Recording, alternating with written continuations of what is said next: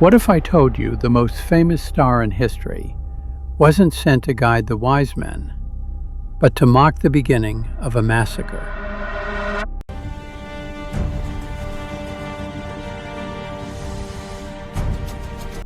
For 2,000 years, we've celebrated the Star of Bethlehem as a symbol of hope and miracles. But the ancient texts, the ones we don't read in Sunday school, tell a very different story.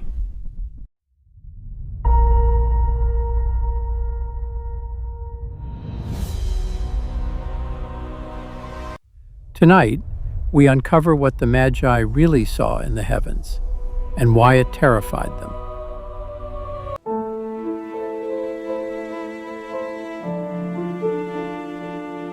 Every December, we set up the same scene. A glowing star, 3 wise men bearing gifts, a baby sleeping peacefully in a manger. It's beautiful, it's comforting, it's incomplete. Because here's what Matthew's Gospel actually tells us. When the Magi arrived in Jerusalem following that star, King Herod wasn't just curious, he was terrified. Matthew 2:3 says, "When King Herod heard this, he was disturbed, and all Jerusalem with him. The entire city shook with fear." Why? Because in the ancient world, celestial phenomena didn't just announce births, they announced catastrophes. The fall of kings, the wrath of gods, the end of empires. And those wise men? They weren't kindly gift givers following a Christmas card. They were Persian magi, astrologers and magicians who read the stars for omens of death and destruction. Within days of their visit, Herod would order the slaughter of every male child under 2 years old in Bethlehem. Matthew 2:16 records it without flinching, a massacre triggered by the star's appearance. So before we hang another star on our Christmas tree, maybe we should ask, what did they really see up there? Put yourself in the sandals of a shepherd outside Bethlehem, circa 7 before Christ. The night sky isn't something you glance at. It's your calendar, your compass, your connection to the divine. And then, one night, you see something that shouldn't be there. For centuries, astronomers and theologians have tried to identify what the Magi actually witnessed. 3 theories dominate. In 7 before Christ, something extraordinary happened. Jupiter, the king planet, and Saturn, associated with the Jewish people, aligned 3 times in the constellation Pisces. This triple conjunction created a brilliant pulsing light in the western sky that lasted for months. German astronomer Johannes Kepler calculated this in 1614 and was stunned. This alignment happens once every 800 years. To ancient astrologers, this wasn't just rare. It was a cosmic announcement screaming, "A king of the Jews has been born." The Magi in Babylon would have seen this from their ziggurats and known immediately. Something world-changing was happening in Judea. But others believe it was even more dramatic. Chinese astronomers in 5 before Christ recorded a guest star, their term for a supernova, appearing in the eastern sky. Bright enough to be seen in daylight, visible for 70 days. A dying star, exploding with the force of 1 billion suns, announcing what? Birth or death? Then there's Halley's Comet, which blazed across the sky in 12 before Christ. Ancient Romans recorded it. Ancient Jews recorded it. Comets were universally seen as omens, usually bad ones. The Jewish historian Josephus wrote that comets foretold disasters and the deaths of kings. So if the Star of Bethlehem was Halley's Comet, The Magi weren't following a sign of hope. They were tracking an omen of apocalypse. 3 theories, 3 celestial events. But here's what they all have in common. Each one would have told ancient astrologers that the world as they knew it was about to end. Which brings us to the men who followed it. Forget the 3 kings in your nativity set. The Bible never says there were 3, never says they were kings, and certainly never calls them wise men. Matthew 2:1 uses the Greek word magoi, magi. These were Zoroastrian priests from Persia, practitioners of astrology, divination, and what the ancient world simply called magic. The Magi were the elite scholar priests of the Persian Empire. They interpreted dreams, predicted the future, and read cosmic signs.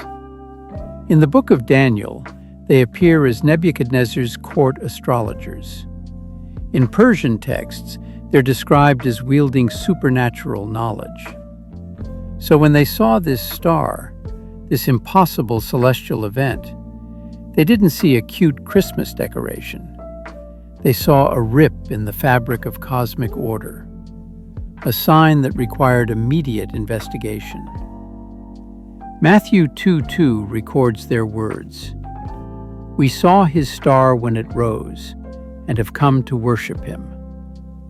But the Greek word proskuneo, translated as worship, also means to bow before, to show reverence to a superior power.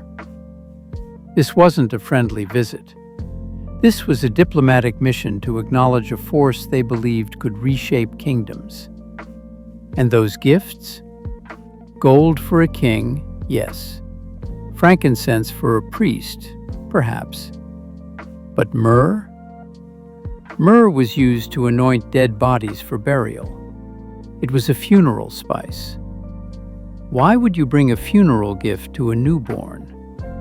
Unless you knew this birth would be inseparable from death.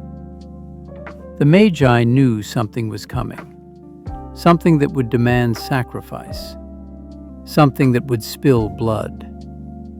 And they were right. Herod the Great was 70 years old, dying of a grotesque disease, and absolutely paranoid. He'd already murdered his favorite wife. He'd executed 3 of his own sons for suspected treason. The Roman Emperor Augustus once joked, "It's safer to be Herod's pig than his son." So when foreign magicians arrived in Jerusalem asking, "Where is the one who has been born King of the Jews?" Matthew 2:2, Herod heard only one thing: rival. Matthew 2:7 tells us Herod called the Magi to a secret meeting. He asked them the exact time the star appeared. Not out of curiosity, he was calculating how old this threat was, calculating how many children he'd need to kill to eliminate it. When the Magi didn't return to report the child's location, they were warned in a dream to avoid Herod. The king's paranoia erupted into rage. Matthew 2:16 records what happened next with chilling simplicity. When Herod realized he had been outwitted by the Magi, he was furious, and he gave orders to kill all the boys in Bethlehem and its vicinity who were 2 years old and under. Roman soldiers went door to door. Every male infant, every toddler, ripped from their mother's arms and slaughtered in the streets. The Bible doesn't give us a body count, but Bethlehem was a small village, population maybe 300. Biblical scholars estimate between 10 and 20 infant boys were killed, 20 families destroyed, 20 mothers who would never stop mourning. Matthew quotes the prophet Jeremiah.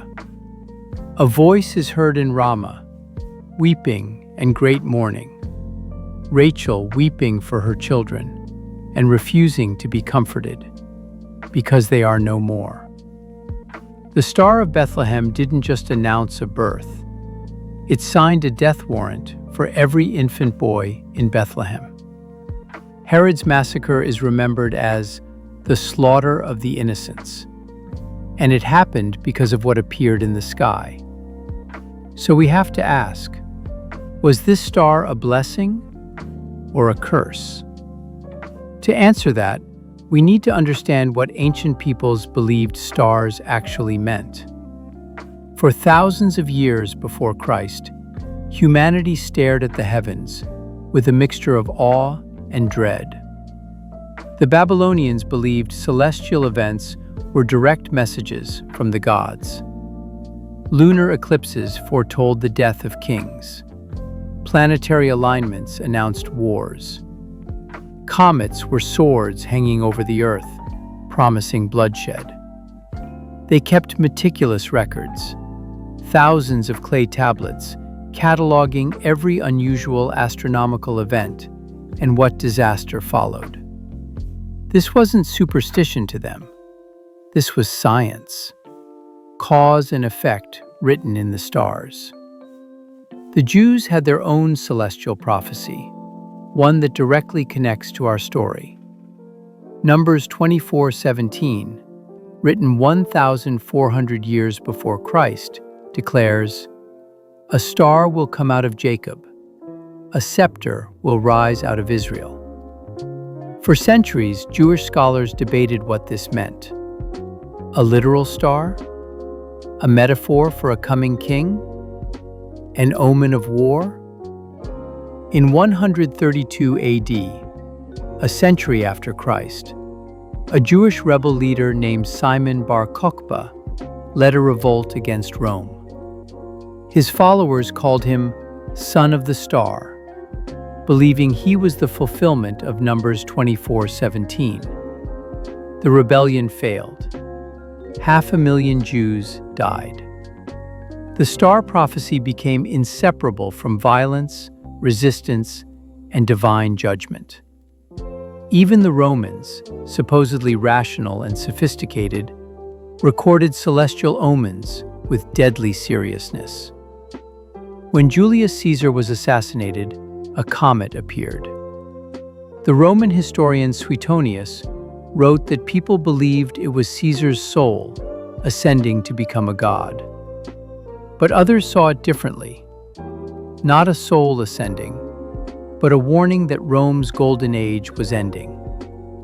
So when the Magi saw that star blazing over Judea, they weren't just seeing a birth announcement.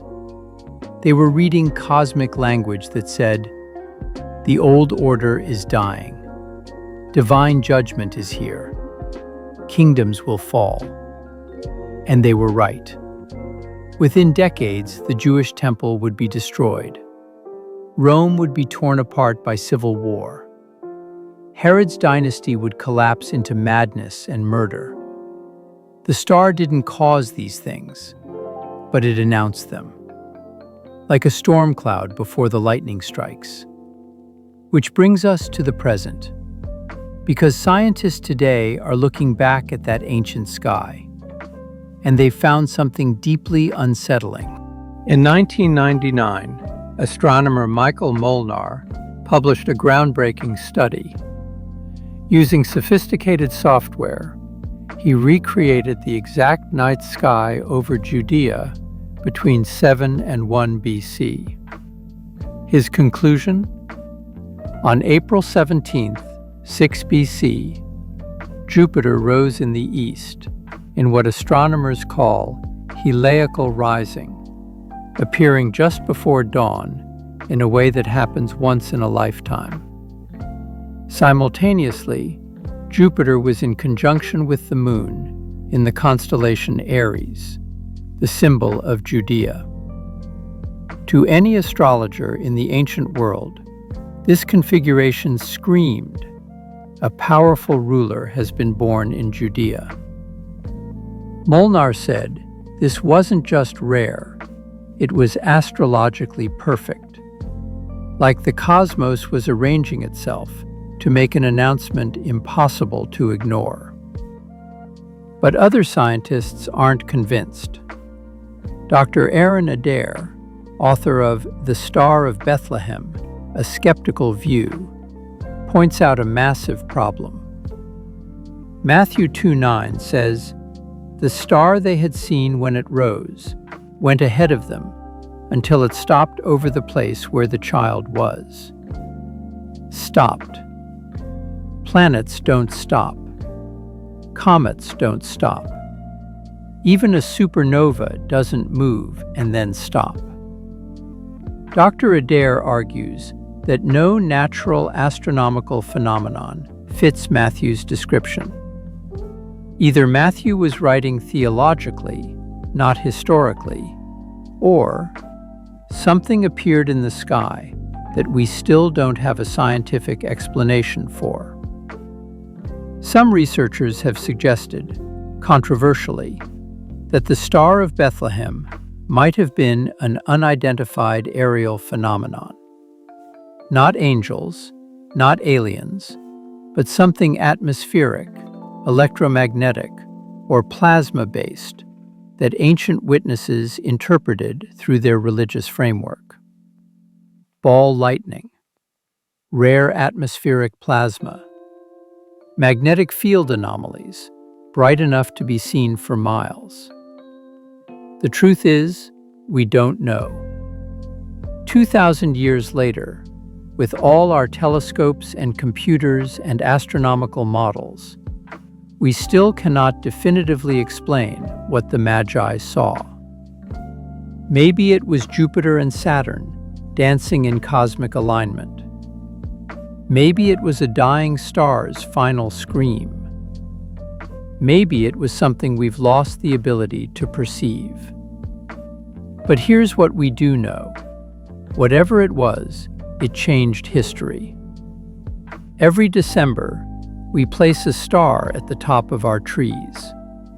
We put stars on our Christmas cards, our decorations, our nativity scenes. It's become the ultimate symbol of hope, a guiding light that led ancient travelers to the newborn Savior of the world. But as we've seen tonight, the historical reality is far more complex, far darker. The Star of Bethlehem announced a birth, yes, but it also triggered a genocide.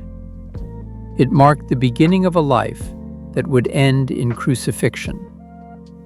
It was read by ancient astrologers as a sign of cosmic upheaval, the death of old kingdoms, and the birth of something new and terrifying. Matthew 2:10 says, "When the Magi saw the star again, they were overjoyed." But was it joy?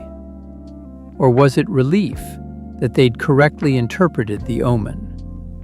That they'd survived long enough to witness what the heavens predicted? Perhaps the Star of Bethlehem was never meant to be just one thing. Not just miracle, not just comet, not just warning. Perhaps it was all three. A cosmic paradox, a sign of hope born from violence, a miracle wrapped in tragedy, a light that guided some while casting others into darkness. We'll never know for certain what the Magi saw that night. But maybe that's the point. Maybe the mystery itself is the message. That the universe is stranger than we imagine. That divine intervention looks nothing like we expect. That the line between blessing and curse, miracle and omen, hope and horror, is far thinner than we'd like to believe. So this Christmas, when you see that star shining above your tree, maybe take a moment to remember. 2,000 years ago, something appeared in the sky that changed the world forever. Something that still defies explanation. Something that brought both salvation and slaughter. The Star of Bethlehem. Miracle, comet, or cosmic warning. Maybe it was never meant for us to know. So what do you think the Star of Bethlehem really was? Was it a planetary conjunction, a supernova, a comet, or something we still can't explain? Drop your theory in the comments below. I read every single one. If this video made you see the Christmas story differently, hit that like button and subscribe. Because next week, we're diving into an even darker biblical mystery. And remember, the truth is always stranger than the story we tell ourselves.